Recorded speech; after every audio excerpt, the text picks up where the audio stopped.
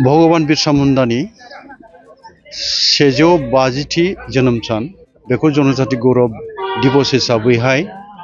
भारत सरकारा बा नरेंद्र मोदी गाहाय मन्त्रि मानगोनां बिथांनि दैदेननाय सरकार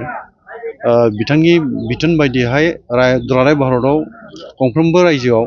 जेरै आसाम रायजोआवबो जोङो दिनैहाय फालिनायनि जि मोनसे हाबाफारि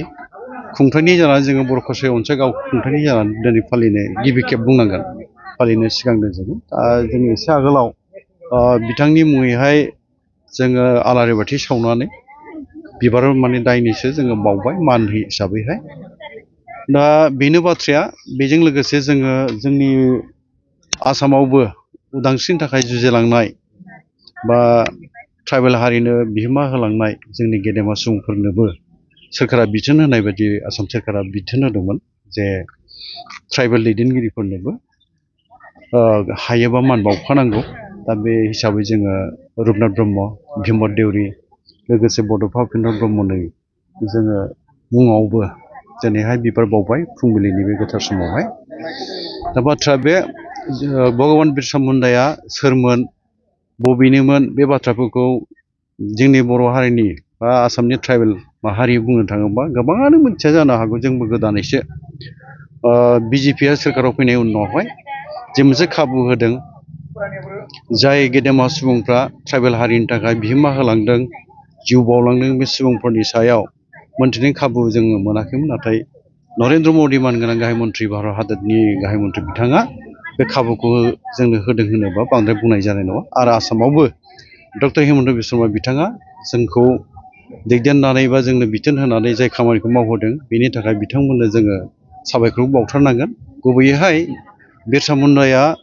बावहायनो जोङो रोखा खोन्थाखानाय जादों 1875 मायथाइ दिनैनि बे 15 नभेम्बरावहाय जोनोम जादों आरो बिथाङा बारा गोबाव जोराखै बियो 25 बोसोर बैसोआवनो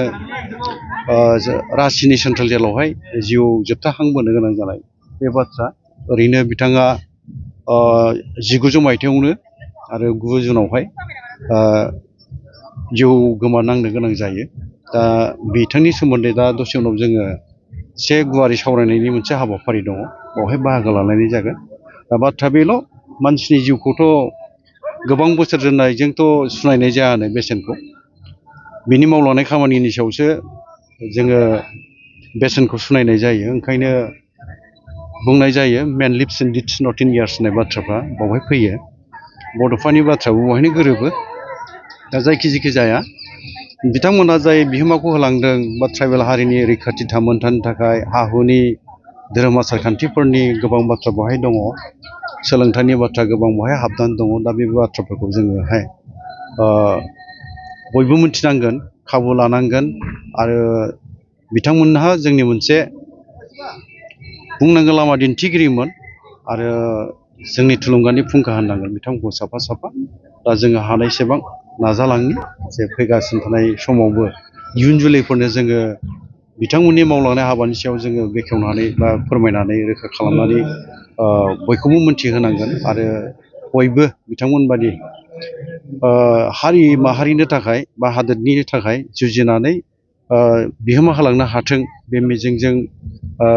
जोङो जोंनि इयुन जोलैफोरनो लामा दिन्थिनांगोन बा मोनथिहोनांगोन बेखौनो आङो फोरमायनो लुबैयो सार मोनद' हारिनो इस्टि होनो थांगासिनो दं बेनि सायाव मा बुङो राजखान्थिनि बाथ्राखौ दिनै आङो बुंनो लुबैयाखै